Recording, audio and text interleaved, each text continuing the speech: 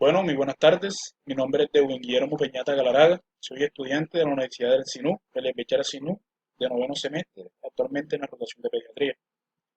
El video de hoy va a tratar sobre la enfermedad diarreica aguda. Entonces, para empezar hablando de lo que es la enfermedad diarreica aguda, tenemos que empezar a definir qué es diarrea. Cuando hablamos de diarrea, estamos hablando que es un aumento en el número de las deposiciones, 3 o más en 24 horas, y que anormalmente va a presentar heces tanto blandas como líquidas. O sea que podemos decir que hay un aumento en el número de las deposiciones con una disminución en su consistencia. Este síntoma se puede acompañar de otros signos y síntomas muy importantes, como son náuseas, vómitos, fiebre, dolor abdominal y anorexia. Hay que tener en cuenta que la principal causa de EDA, o sea, de enfermedad diarreica aguda, son las infecciones, causando una inflamación de la mucosa gástrica y o también llamada gastroenteritis. Por eso, en varios textos, y es habitual que se use como sinónimo de EDA, lo que es una gastroenteritis infecciosa aguda. Ahora, hay que tener en cuenta también eh, para diagnosticar la diarrea los patrones que se ven en ese niño, teniendo en cuenta la edad, la alimentación que está teniendo y las condiciones culturales que tenga. El doctor Zapatero nos comentaba a nosotros, que fue el encargado de esta clase, una clase teórica, que eh, un niño que tenga 2 meses o menos de 2 meses y que se le está dando alimentación con lactancia materna exclusiva y tenga deposiciones cada vez que se alimenta, esto es fisiológico en él, no lo vamos a clasificar como diarrea.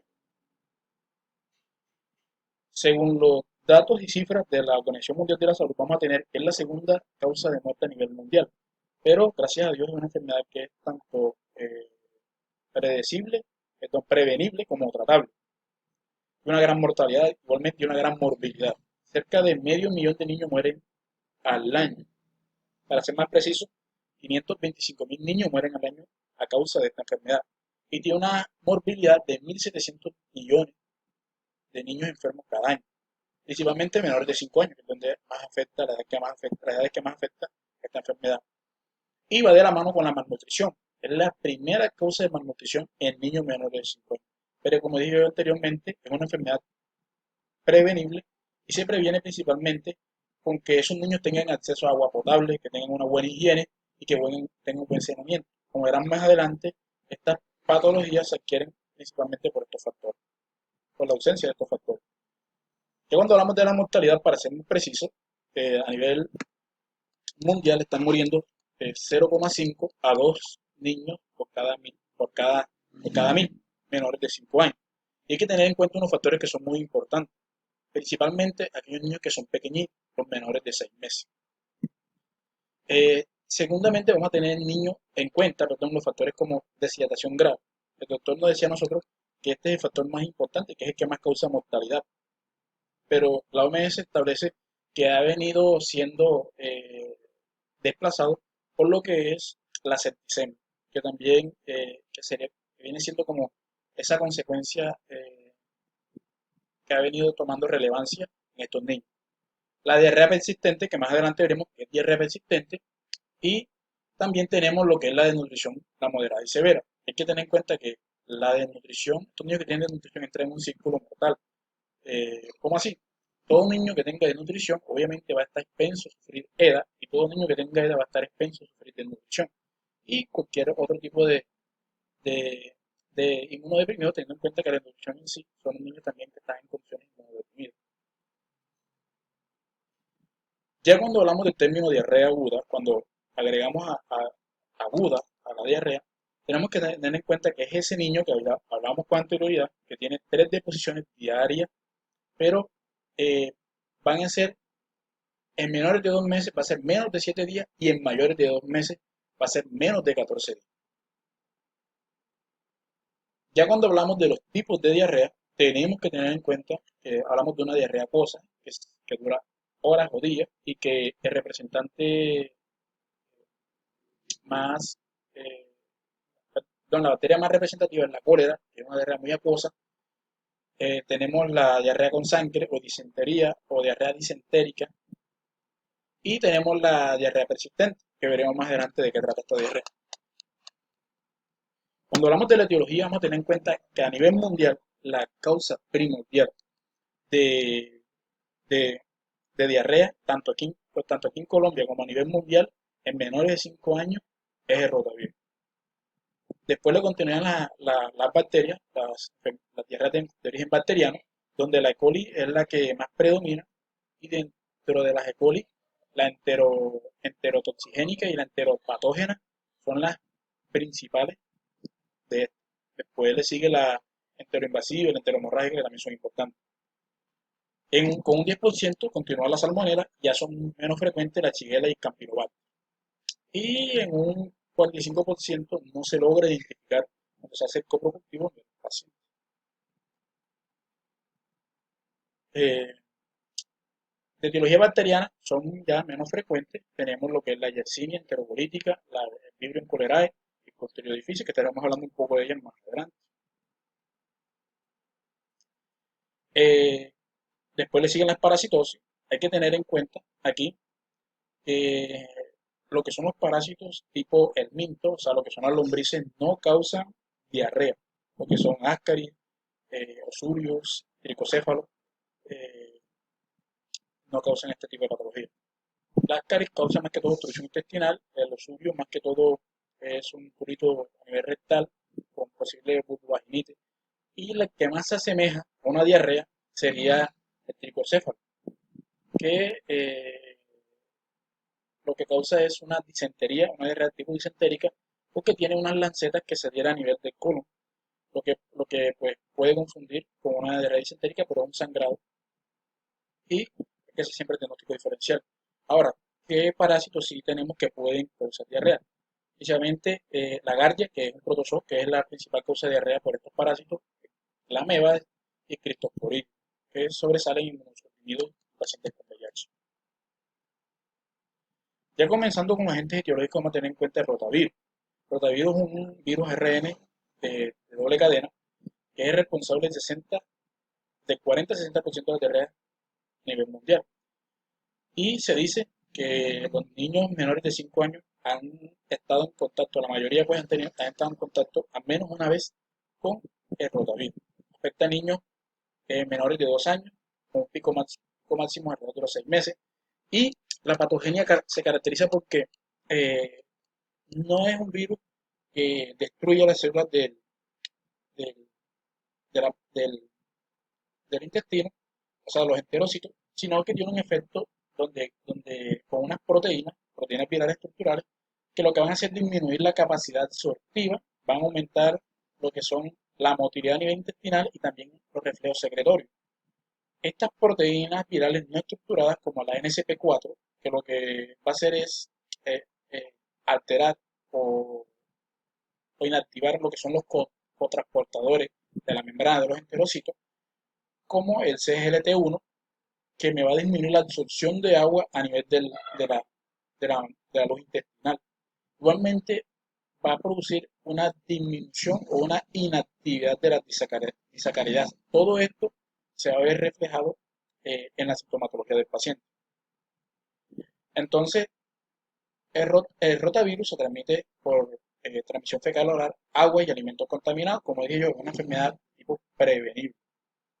El cuadro clínico, pues previamente hay un periodo de incubación de 2 días y característico, arranca con vómitos seguido de diarrea acuosa, no en todos, pero eh, la mayoría de estas habla de eso, arranca con vómitos y después sigue una diarrea acuosa de 3 a 8 días.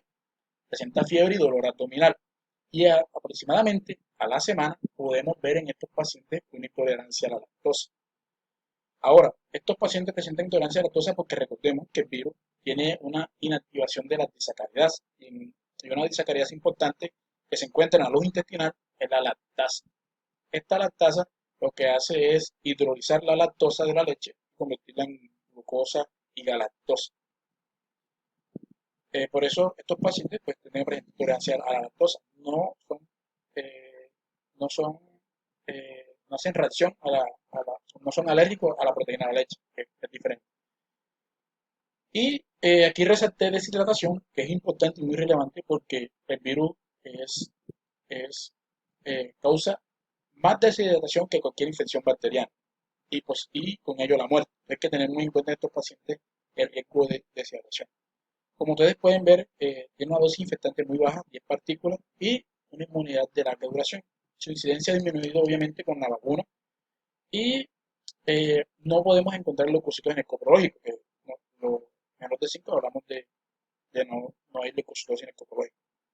Eh, no hay un proceso inflamatorio como tal, hay invasión, no hay destrucción de la célula, por ello no hay leucocitos en estos pacientes. Y esto es un dato importante porque nos va a guiar sobre tanto el diagnóstico como el tratamiento del paciente, como veremos más adelante. Como decía yo también, en segunda instancia tenemos lo que es la Escherichia coli, donde resalta, como dije yo, la enterotoxigénica y la enteropatógena, seguida de la enteromorrágica y la enteroinvasiva.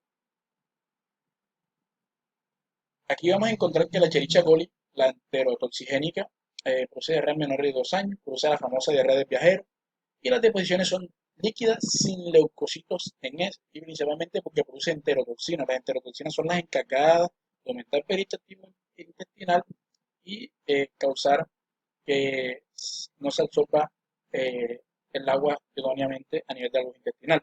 Es muy parecida al rotavirus en esto, o sea, sería una diarrea líquida y sin glucósido. Y también es mediada por toxinas que produce la bacteria. La Escherichia coli enteropatógena, vamos a encontrar que se dan menores de 6 años, edad un poquito más mayorcitos. Y aquí, a pesar de que una diarrea líquida, viene acompañada de moco abundante y sin leucocitos y sin sangre. Hasta el momento llevamos 3 causas de diarrea que no presentan ni leucocitos ni sangre. Después lo continúa la Escherichia coli, la enteromorrágica, que aunque sí se presenta sangre en la diarrea, esta no vamos a encontrar leucocitos en el coprológico. Tiene brotes esporádicos de diarrea con sangre y produce una colitis hemorrágica. Puede tener unos picos de fiebre, pero no es tan notoria, o sea, no es fiebre muy alta. Y tiene deposiciones sanguinolentas, como dije anteriormente. Tienden a ser copiosas también. Vale resaltar que está relacionada con el síndrome hemolítico urémico. El doctor Zapateiro nos dijo a nosotros que, eh, que cuando nosotros veamos un paciente con diarrea y síndrome hemolítico urémico, pensemos en esta bacteria inmediatamente. Un síndrome hemolítico urémico, el paciente tiene anemia, tiene reticulocitos aumentados, bilirrubina indirecta aumentada, falla renal y creatinina aumentada. Y lo vemos con diarrea, inmediatamente pensamos en la Escherichia coli. Es causada por varias bacterias, pero diarrea y síndrome hemolítico urémico pensamos en Escherichia coli. Y no encontramos leucocitos en el coprológico, como dije anteriormente. Ya la Escherichia coli enteroinvasiva sí nos va a producir a nosotros una diarrea tipo disentérica, porque hay invasión de la mucosa con leucocitosis en S y es un paciente que ya le vamos a dar antibióticos. La recomendación para dar antibióticos que estableció el doctor Zapatero fue que a- principalmente a las diarreas que son tipo disentéricas y que tienen leucocitosis, o que, perdón, que tengan leucocitos en, en el coprológico. Ahora, no es habitual que se use coprocultivo en la diarrea, debido a que el coprológico es, es más rápido, más fácil y menos costoso.